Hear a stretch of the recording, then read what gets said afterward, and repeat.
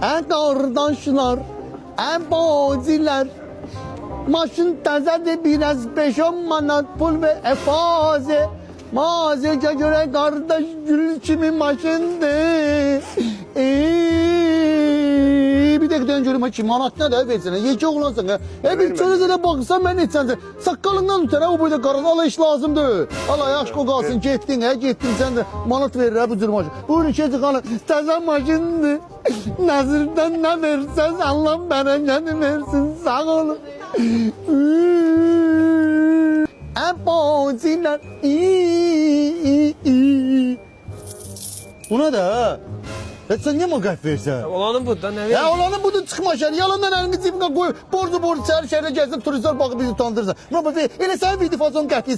Sen önünde kömeğiyle ala bu bir madde cedildin perakçıda da sen yer yere.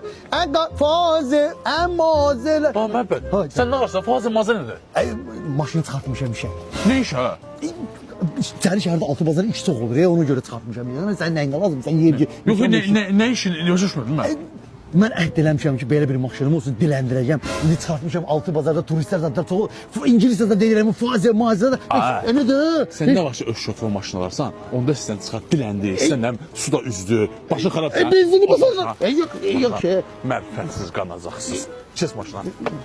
Otur, bir sen şəhərdə görmüş değil mi? Yok şey. Tamam ya. Yok şey. Hay senin ha, sen. Ben bilirdim o saqqalıcada bir şiften sistem verin değil olacak bağa sen. Ayak gedirəm yaxşı.